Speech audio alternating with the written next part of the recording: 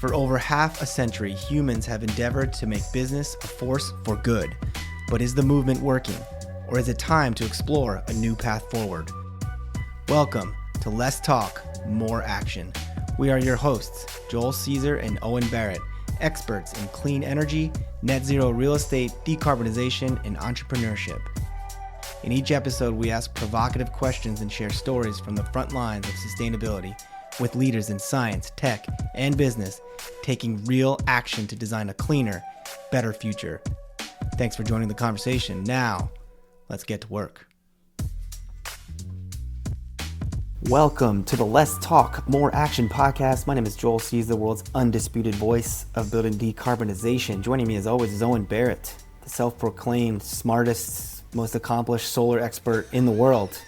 This keeps getting better.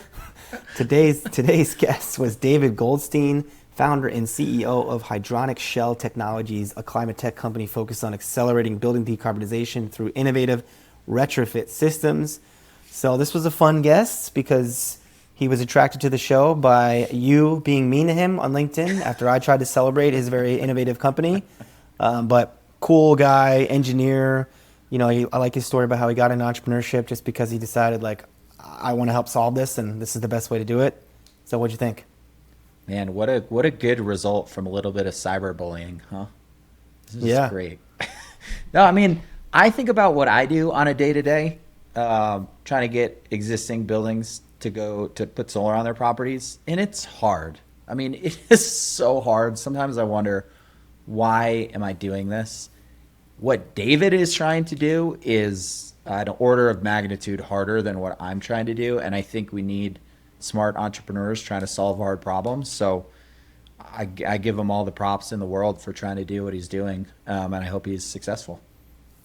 Yeah, and I like how his point at the end of the show too about how we have to remind ourselves that this idea of decarbonizing existing buildings we're in the early innings of a movement, and there's going to be pain, and there's going to be a lot of failures and challenges, and those of us who've been in it, like you and I, maybe are getting jaded too quickly and not seeing the big picture, and just that, like, there is a need for R&D, there is a need for trying new things. And again, good on him for going out there and trying something new.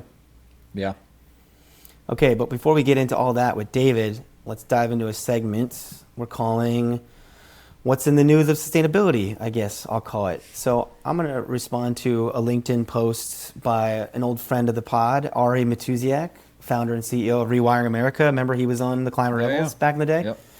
Yep. So he wrote an op-ed, I guess, and he has been pretty vocal recently, as are other folks that we know and trust in the news, on this idea that, look, we keep talking about it on the show, this idea of net zero commitments and the big tech companies driving this whole world of climate, and how maybe some of that is wavering, and because of AI and the growth of data centers, we're just obliterating any of our greenhouse gas commitments. At least we're way off track from where they said they were going to be.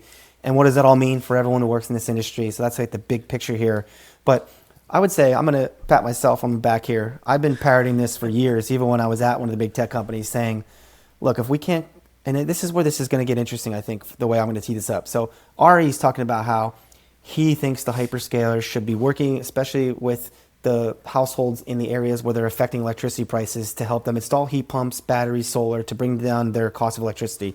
That's an idea. And I think you're going to respond to others who have been saying the same thing. And I'm going to go a step further to say, yes, they should do that. And yes, I know they've been thinking about it. I was in the room when we were thinking about this years ago. But I also think there's a nexus between what the cities are trying to do with building performance standards. You've heard me on this show before. I hate when I learn of cities like New York that's going to, with local law 97, they're going to use building performance standards. And when they accept fines from buildings that are not in compliance, they're just going to put that revenue into their general fund. And to me, that's just a tax. You're just lighting that money on fire. You're not doing shit for climate or for your residents with that whole program.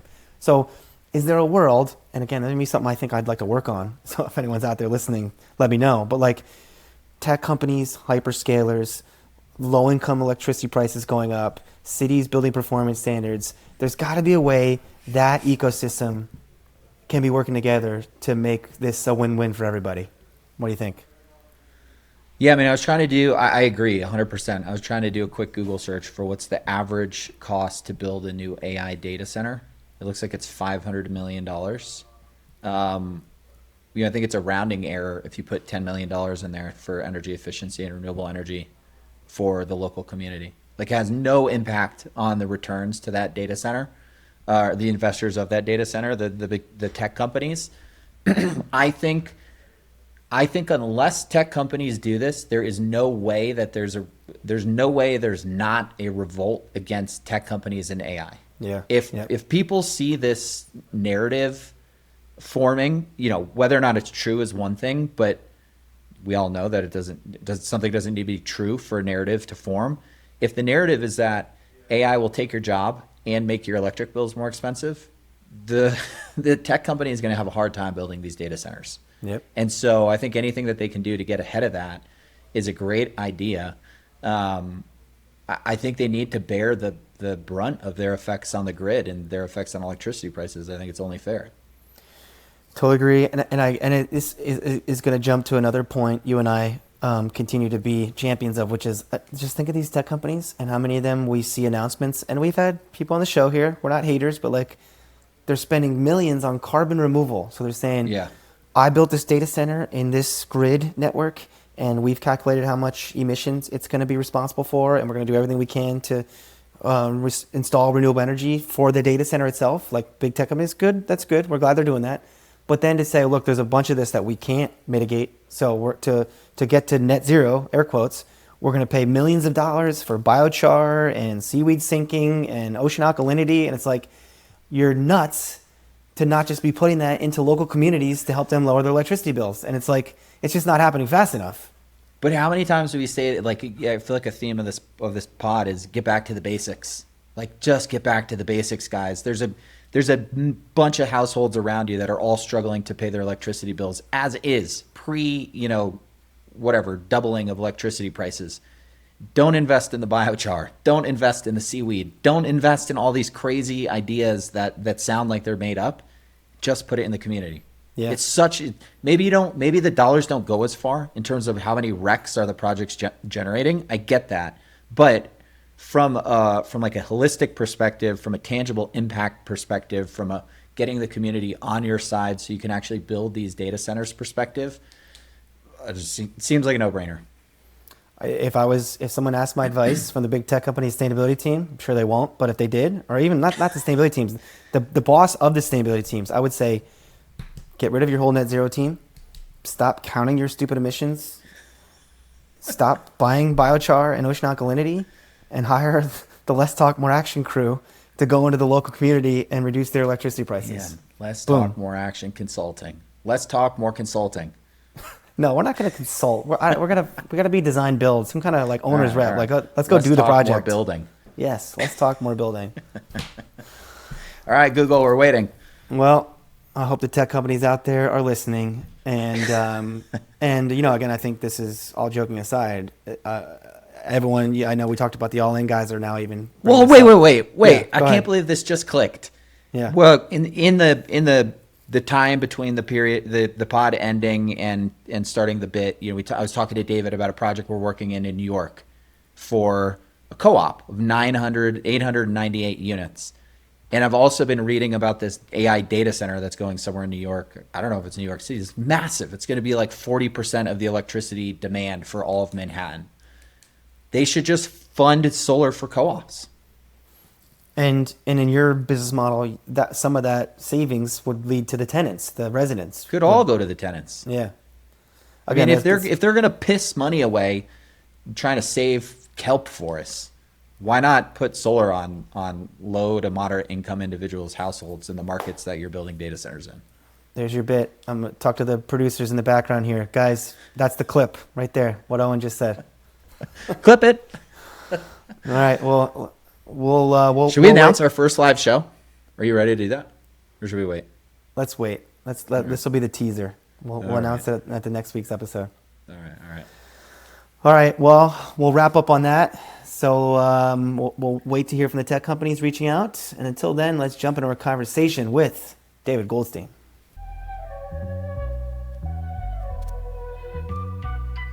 Joining us today is David Goldstein, founder and CEO of Hydronic Shell Technologies, a company revolutionizing building decarbonization through scalable retrofit solutions. With a background in engineering and clean energy innovation, David has dedicated his career to tackling the massive challenge of reducing emissions from existing buildings.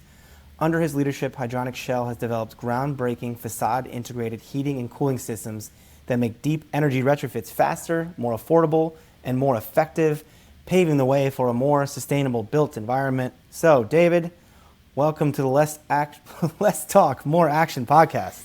Oh my God, what an intro. Well, thank you for having me. I'm a big fan of the podcast, so pleasure to be on. Awesome stuff. Well, you have a unique introduction to the show, which we're going to get to in a second here. But before we get into the meat of the conversation, we start all our guests off with the same questions. David, how are you taking action to make the world a better place? Yes, well, you did a pretty good intro describing what I'm doing. So, so I'm here in New York City, and I would say one of the one of the biggest challenges that we have in the city is we have all these really old buildings, right? New York City, about 80% of all the buildings here were built before 1980. So, before energy codes existed. And, the challenge I'd say is we don't really know what to do with them. These buildings, have a lot of problems. The emissions from the buildings, I'm sure is one thing we'll be talking a lot about, and that's a huge problem. But also from like a public health perspective, quality of life perspective, and just from kind of an economic perspective, these buildings are, something needs to be done about it. And, we can't just knock them all down and build new ones. So we have to figure out how to retrofit them, how to modernize them. And so that's what I've been working on for the last 5+ years. Man, sounds like a big problem to tackle. Joel, I don't want to get into the weeds right away, but how do you retrofit an old, like high-rise, mid-rise building, as you're alluding to? Yeah.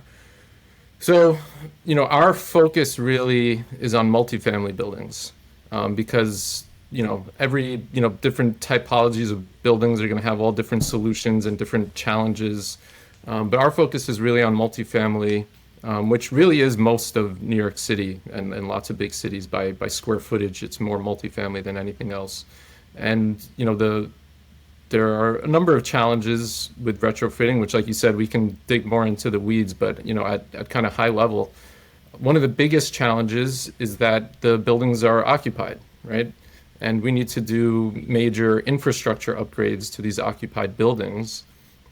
So how do we do that? Well, our kind of innovation is how to do the retrofit from the exterior. So let people stay in the building, minimal disruption to them in their lives. Also allows you to kind of avoid all the unknown conditions in old buildings. Who knows, as soon as you go open up a wall or something, what you're going to find back there, asbestos, all these things. So if you just stay out of the building, it makes things so much easier and so much more scalable. And so that's really what we're working on, is how to do these retrofits from the exterior. So you'll hear when you listen, well, I guess you're already a fan of the show, David, that I call myself the undisputed voice of building decarbonization. I've focused a big chunk of my career, especially over the last 10 years, to retrofitting existing buildings. Owen, as well, as a business, he's the founder of, focused on solar, on existing multifamily. So we couldn't agree more with the target area for impact, existing buildings. What is the stat, Owen, we always throw out, like 2/3 of the buildings in 2040 exist today, right? If you're serious about decarboning buildings, it's not going to happen with new construction. We got to figure this out. So all that to be said, I'm going to tee up the controversial nature of your invitation to the world's greatest sustainability podcast. I, on LinkedIn, run a weekly post on Wednesdays that starts with week 8, in your example, of sharing cool decarb tech I think the world should know about. And so I did one in week 8, which is, 10 weeks ago at this point, on your company, Hydronic Shell Technologies. And I've discovered you guys. I used to work for a company called Block Power. You may or may not know. I think, there was when I was at Does Block Power still exist? I don't know. I'm not going to comment on that. today. But I will say, Block Power was trying to do cool stuff, focusing on existing buildings, focusing on especially New York City or cold climate, affordable housing. Very like, it's a market that needs a lot of love. So a lot of kudos to Block Power and the companies out there focusing on those companies, those buildings. So I remember Block Power was trying to do something with you guys, and I remember when I was there, hearing about how that was one of the technologies we were trying to finance because, again, focusing on these difficult to abate old buildings with tenants that are hard to go in and retrofit. But there was I guess an interest with you guys. That's the extent of my knowledge of you at that point. Then I did a little research for my post and described what I thought you guys do based on what I could gather from the internet.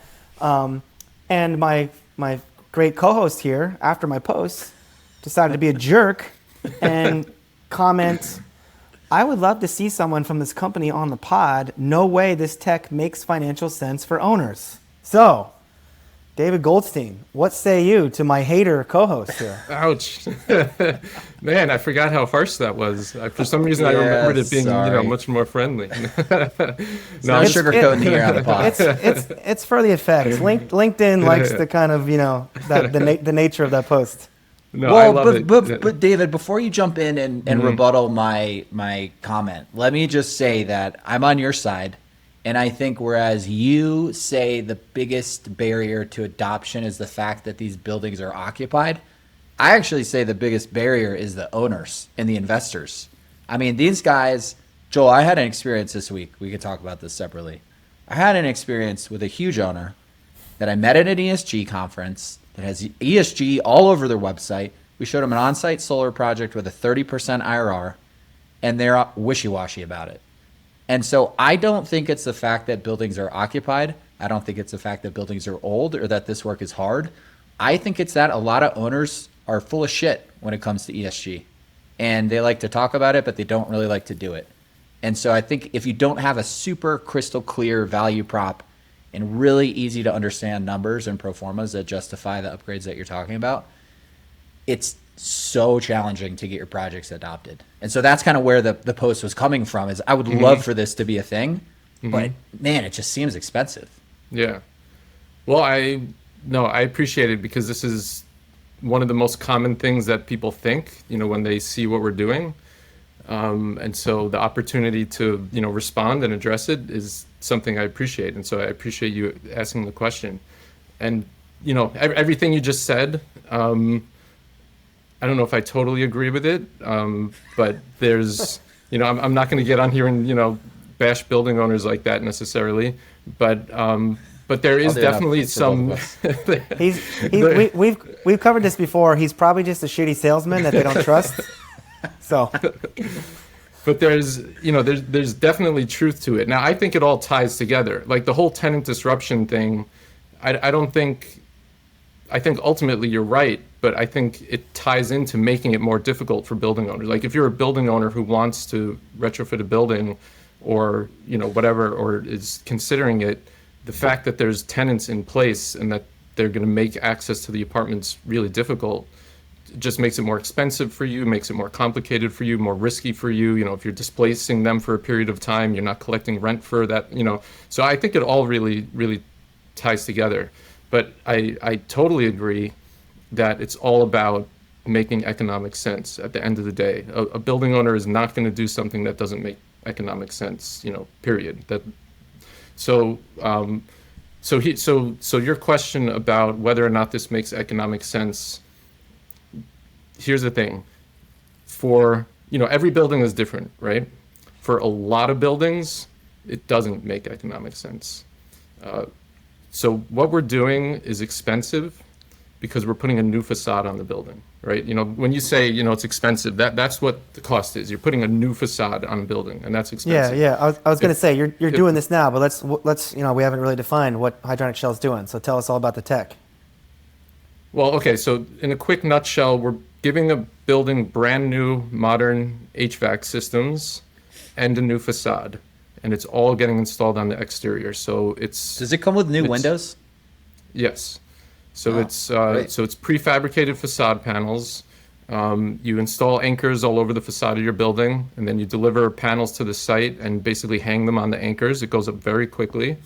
And then integrated within those facade panels is all the components of a complete HVAC system. So it's a hydronic HVAC system. So it's piping for hot and chilled water. It's ventilation air. Ventilation is another key, it's not decarbonization, but it's a key need of these old buildings. They need ventilation. So all of that is integrated into the facade. And again, so the only work you have to do from the interior is to remove the existing window and then finish around that new window opening. So there's a new window in the new facade panel, and you kind of have to finish around that opening to complete the installation. But literally not a single component is going inside the apartment. Even the power, our system runs on 24-volt power, all that is in the facade as well. So everything is happening on the exterior of the building. So to get to the question of cost, the most expensive part is the facade. If you have a building that doesn't need a new facade, it doesn't make economic sense, to your point. I live in a building that's about 25 years old. Our facade is okay. We have some insulation, the brick is in decent condition. For us to go put a new facade on our building would not pay back and would not make economic sense. So in those cases, I totally agree with you. The type of building that we're targeting is old multifamily buildings, in particular buildings built in the 50s, 60s, 70s, which is when there was a huge boom of multifamily buildings in New York City. Masonry facades that are in really poor condition. From a performance perspective, there's no insulation, they're leaky, but also just from a maintenance perspective, from a capital cost, perspective of needing to kind of repair these facades and things like that. These facades are huge financial drains on these properties. And so for a building like that, putting a new facade on the building, if you can do it, efficiently and cost effectively, then it can pay back for the building. Now, still to your point, it's not going to pay back in like 5 years. It's not like, installing LED light bulbs and it's just, a slam dunk, like, install these and in a few years you paid it back. But it will pay back, depending on the building, 10, 15 years, 20 years, depends on the scenario. But for a long-term investment, long-term value, it works. And then the other side, I would say also in response is, what does pay back? What can you do what's the alternative for buildings like that? Where is the solution that is going to pay back quickly? If there was one, then great, go ahead and do it. But I don't think there is a solution for those kind of buildings that's going to pay back quickly. And so the kind of the longer term payback is the best we can do. And what we're doing is far better than kind of any of the alternatives out there today. You want to know the alternative with my jaded perspective on the multifamily industry? It's sell Sure. it to the next guy and kick the can down the road. I'm serious. Exactly. Like Joel and I, in our Yeah. days of buying multifamily properties, we were buying properties, master metered properties in DFW. They're built in the late 60s, still had original windows because nobody can figure out. I mean, that's just an aspect of the facade. Like you're talking about the whole thing, but we would go in there, try and figure out ways to get, to replace all the windows. And we could never get the numbers to work. So we'd buy it. And now we have this hope that we're going to sell it to the next idiot who's going to buy it with windows from the 60s. It's like, so the cycle goes on. Yeah, I agree. And that's kind of how I got into this, is when I first worked on a project where I saw this problem and I just kind of looked around and said, we have all these old buildings and, no one's going to fix it because there is no good solution and this problem is just going to persist. And so the whole idea was to, do what we're doing, develop a solution so we can finally kind of get it to the point where it can be, doable for a building owner. Well, that was going to be my next question, David. We're on this show, we love to learn about cool tech and people trying to solve big problems like climate change, decarbonization, energy affordability, but we're also as interested, curious in folks' entrepreneurial journey. So looking at you, a mechanical engineer, you've been at Arup, you've been at Bureau Happel, these world-class companies doing great work. Probably wasn't an easy decision to say, I'm going to go start Hydronic Shell. Like, why this technology? And I guess tell us a little bit about like what prompted you to try the entrepreneurial route. Well, it's a good question. It's been quite a journey, and not kind of my natural inclination, shall we say. I'm, spent 15 years as a mechanical engineer at, firms like you mentioned, but, entrepreneurship was never a part of that. But, I wasn't like looking to become an entrepreneur. It's not like I was sitting there thinking like, oh man, what's a big idea that I can go take and run with and quit my job and, go do something. It was really, so I was working on a project that was a decarbonization of a large multifamily building. And this was around 2018, like local law 97 in New York City, all the buzz was about, decarbonization. And, kind of like I was saying earlier, from working on this project, I just realized like, wow, this is, I think, a much bigger problem than people realize. Like it's going to be a lot harder to tackle than people realize. And, that was just my first observation. And then kind of out of nowhere, while I was working on the project and actually seeing how difficult it was to do the work in the building, just the idea, came to me. Like, hey, if we could do all the work on the exterior, this would be way, way easier. And so I said, okay, I'm going to go search online for people who do that kind of thing and can do this on the exterior. And was just really kind of shocked that I couldn't find anything. I couldn't find anyone doing that kind of retrofit. There were some things being done with overcladding and putting risers in the exterior, some kind of movement in that direction, but not exactly the type of thing I was looking for. And so again, this was, when decarbonization was all the buzz, and, I really thought, there was this urgent need to decarbonize and quickly. And I don't know, it was kind of a crazy decision, I guess, but I just really believed in the idea. And the only way to do it was to go out and try to do it myself. And so I thought, what the hell? I knew if I didn't try it, I would regret it at some point. And so I said, hey, let me go try it. If in a year, nothing's catching on, I'll go back to my, regular job. And that's how it happened. Very cool. We love the stories that start with, what the hell? Let's go for it. So how long ago was that? How long have you been doing this now? So that was in 2020. Early 2020 is when I officially quit my job and started. And it was just me for the first couple of years, and then I was fortunate to have a few great people join me in the last few years, and so we've been able to make some good progress. Yeah, have you had to raise money? It looks like I'm on the website. There was some DOE support, maybe.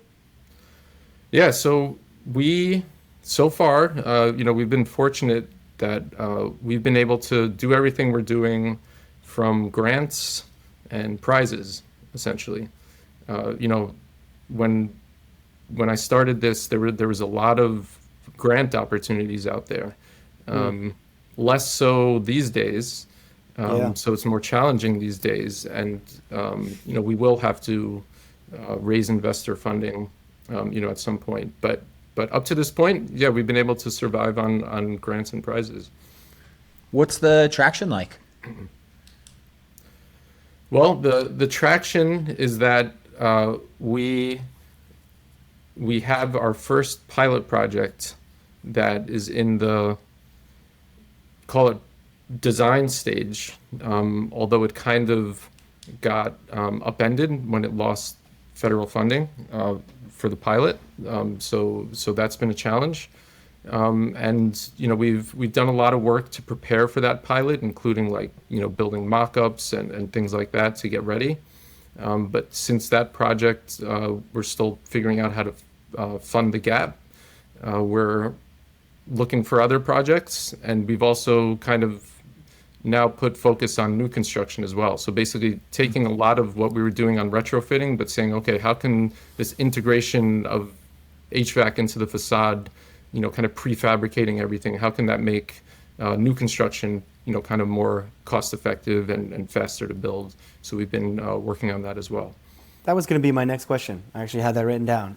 Is this, in your opinion, doable, advantageous? What's the new construction value proposition? Why would we do it on new construction?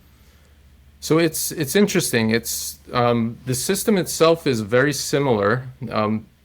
New construction is technically a lot easier. when you're doing it on an existing building, there's an existing facade. You're putting this new facade panel on with all the HVAC. You don't really have access to it from the inside because there's a brick wall in the way. But with new construction, you put up this facade panel and you can access it from the inside. So a lot of the technical challenges actually become much easier with new construction, but it is a totally different value proposition. For retrofits, we're solving this big problem that really lacks solutions right now. So that's kind of, a natural way to get interest in what we're doing. With new construction, we are solving a problem, but it's not as kind of obvious. It's not as direct. Really, our value proposition for new construction is just that we're prefabbing, so we're taking a lot of the labor out of it, site labor, and moving it off-site. And so ultimately, we just make it cheaper and faster. Yeah. So. Do your buildings perform better compared to like at a new construction stick built like traditional multifamily property? So not necessarily. They certainly can. So our HVAC system is a 4-pipe fan coil system, which is kind of like the high end of HVAC systems. And the facade that we integrate into is a very high performance facade, but it's flexible. Like we don't say, oh, you have to have this much insulation and this much R value. If you want R20, you can have R20. If you want R40 and be passive house, you can be R40 and passive house. So it can be as efficient as you want it to be. And the whole, back to the value prop, is we can achieve that kind of highest level of efficiency that you can normally only get out of kind of the most expensive, complex HVAC systems, but we can do it cheaper, quicker, and with just less complexity to it. Well, and maybe I'm going to ask a dumb question, but I think it'll be helpful, hopefully, for some in the audience, because I'll give an example. When I was in charge of Google's global net zero program, and Google has a very large building in New York City, very old. It's in the Chelsea area, and we were running a number of different scenarios for how to decarbonize it. And again, you can probably explain this better than me, but I guess like you can't just go from a boiler distribution system to a heat pump because the pipe sizes need to be different. So it's like you have to redistribute all new piping across the whole building to distribute heating or cooling from a heat pump differently than you would if it was from a boiler. I guess it's the temperature of the water, and that has to do with the size of the pipe. So I guess that's related here to not just like you're trying to electrify buildings. That used to be what we were thinking about. And I think New York City is still very focused on that. Like we want to decarbonize. We want to heat and cool the building using electricity, not fossil fuels. But to do that, you're now introducing a different way of creating that heating and cooling. And then that needs to be distributed by new pipes. And that's the pain point I think you're talking about, right? Running those pipes, you can put those new heat pumps on the roof or maybe in the outside somewhere. But then getting the piping into every unit or wherever it needs to be to distribute that heating and cooling is where the tenant existing disruption challenge comes. And that's why if you can install it on the outside, that's the pain point you're solving. So maybe clean up what I said if I didn't explain that correctly. I mean, you explained it very well. I mean, it's exactly right. So, one of my observations, when I started on this kind of back in 2018 was that, again, the whole decarbonization buzz, everyone was talking about heat pumps and how great heat pumps were and how much more efficient they've become. And even in cold weather, they still perform well. And so heat pumps are great. So all we need to do now is go put heat pumps on our buildings, and that's how we decarbonize. And then exactly to your point, the problem we ran into is not that the heat pumps aren't good enough, not that we can't put a heat pump on the roof, but it's how do we get the heating and the cooling that comes from a heat pump, how do we actually get it to the apartments? So that's the challenge. And, tying into existing infrastructure, again, every building is different. Some buildings, maybe you do have, existing infrastructure you can tie into. But for, the vast majority of these older buildings, like the building right behind you, buildings like that, they're using heating distribution, right? Like going to a radiator. Like you could see they have window ACs. They're not doing cooling centrally. They just have a radiator that's distributing the heating. In many cases, that's a steam radiator in these old buildings, and so you can't. It's highly unlikely that you can use the steam piping to carry hot and chilled water, just because pipe sizes are different. There's the bigger steam supply line, then there's the condensate return, which is a lot smaller, and they're often in poor condition, and you just can't really reuse it. You can. So another kind of emerging technology right now is heat pumps that can generate steam. So you can have your steam heated building, and you can take out the boiler and swap in a heat pump that can make steam. But there's challenges there, and a lot of it comes back to economics and heat pumps. But like in this example, let's assume that technology just describes not ready for big time yet. But there's great heat pumps, great cold weather heat pumps. They're going to create heating, and they're going to distribute that via a refrigerant through a pipe. Is that, or it can be water? When you say hydronic, is that water or is it refrigerant? Water. Yeah. So there's all different kinds of systems out there. Some of them move refrigerant, some of them move water. Refrigerant had become more popular, but now there's more attention on kind of the harmful impacts of refrigerants, and refrigerants leak a lot, and those gases are problematic, and so they're coming out with alternatives now, but those alternatives all have problems. There kind of is no good refrigerant for systems like that. So, but refrigerant or water. But existing distribution system, it's even more unlikely that it'll be able to handle refrigerant, let alone water. So just continuing down this example with the building behind Joel, you put all the pipes on the outside, but how do you get the actual heating and cooling into the living space beyond the facade? Yes. So that it's a little hard to describe without an image. Usually I like to have like an image or a video to show how it works. But that's actually one of the key questions. What I was saying before is we're not the first to propose putting like pipes and ducts on the exterior of the building. But one of the things that makes us unique is that once we get down to the apartment, we don't have to then run that pipe into the apartment and put some kind of unit in the apartment, because we deliver it from the exterior. And so to try my best to explain how it works, basically we have a unit, like, mini splits, for example. They have that unit up on the wall. I would have guessed it goes to a mini split. That would have been my assumption. Right. So, but even that would be too invasive. That is invasive. So so basically a very simple way to think about it is that unit that goes on the wall for a mini split, we created our own version of that unit that gets integrated into the new facade. And the air comes through a grill at the windowsill. So that unit is actually outside of the brick, that existing brick facade. It's sitting integrated into that new facade. That's interesting. And you can move air throughout the whole apartment unit, like 2-bedroom, 1 bath. There's no big deal, just having a couple grills on the exterior windows. Yeah. So it's you have one per room.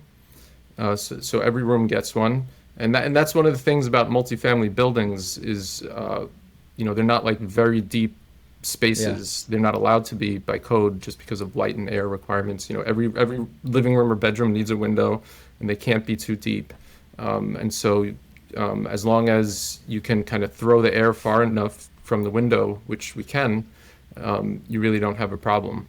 This is how these apartments are typically heated and cooled today. They have radiators under the window, and then they have a window AC in the window, but they don't have any, kind of heating or cooling inside. So it's the same, but our unit will actually throw the air, a good 20, 25 feet from the window, which covers, pretty much any multifamily kind of room. Well, this has been fascinating. I think you addressed Owen the hater pretty well here today.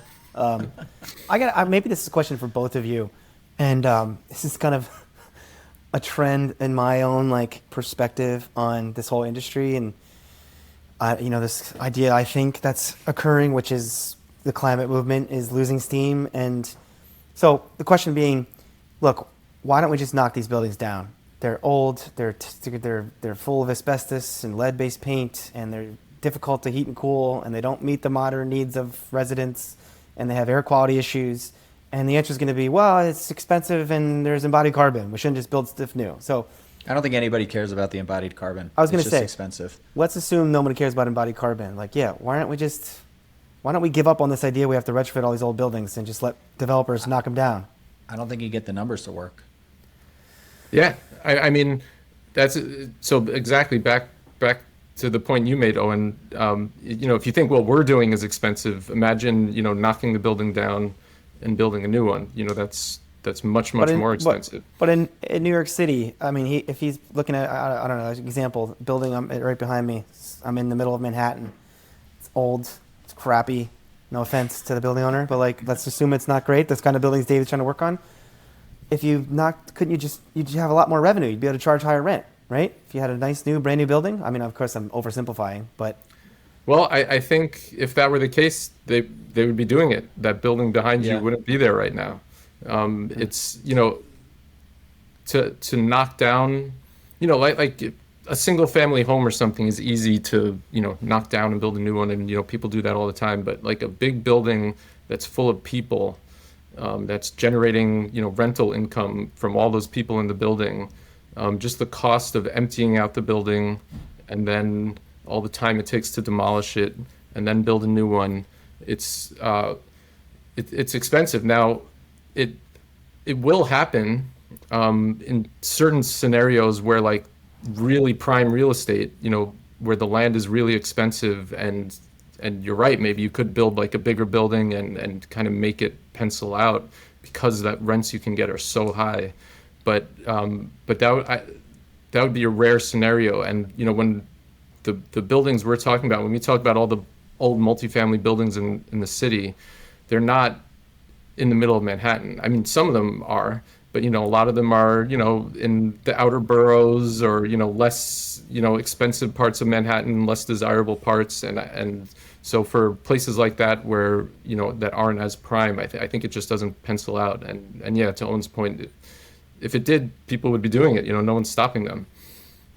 I think we've never looked at deals in New York, but I feel like the floor for rent is so expensive. Like even that shitty apartment behind you, one bedroom's what, $4,000? Probably something like that, yeah. And like the upper limit for like a nice one bedroom in that area is probably not enough to justify knocking it down and building a new one. I have absolutely no idea. I just would like to clarify. Well, I mean, I'm gonna be somewhat pessimistic, which will then we'll segue into our last question, which we try to be the opposite. But it's like, I mean, thank you for doing the work, David. Thank you for trying this. I mean, I've been now working. I guess I started on really this retrofit work when I was at Google in 2019. It was when I first okay, this is all I'm focusing on is retrofitting existing buildings. I used to be more new construction focused.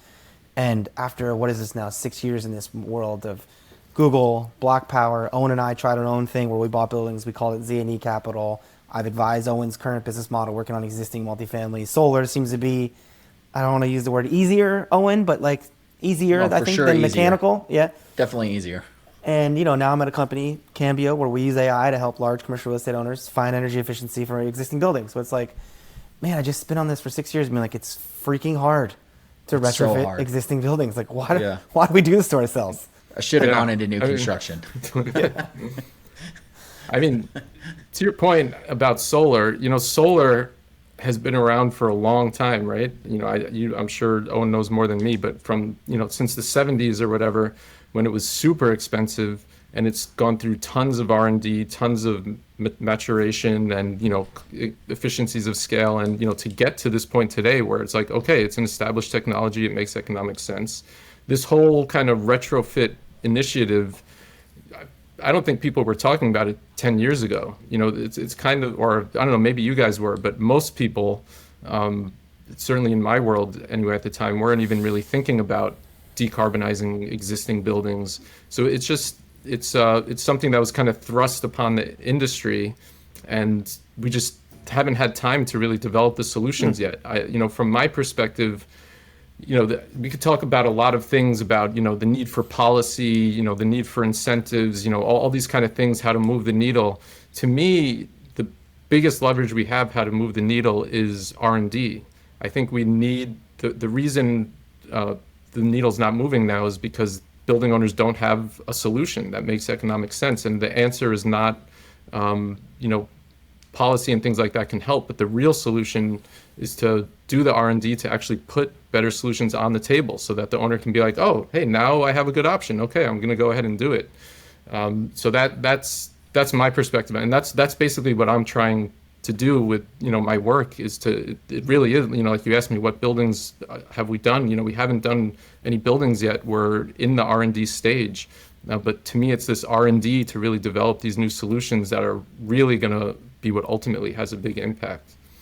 Well, that's well said. And it's a good reminder, actually, even for people getting jaded like Owen and I.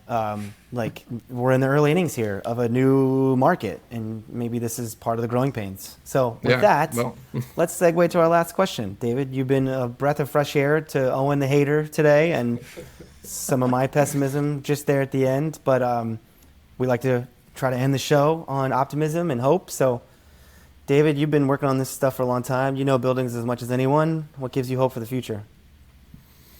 Okay, well, I guess I'll go back a little bit to what I was just saying, and maybe disagree with Owen a bit for fun. But good. I'm sensing a theme here on the podcast. Keep it coming. Well, just push back, just to make it interesting, But I think that owners do want to do something. They are mostly financially driven, and it has to make financial sense. But I do think that owners, at least, it varies by owner, but every owner has, or not every owner, but most owner has, something inside of them where they realize this is a problem and they want to do something. Some of it is just purely self-interest, and they want to do it because of the image or because it reduces risk around fines in the future or whatever it is.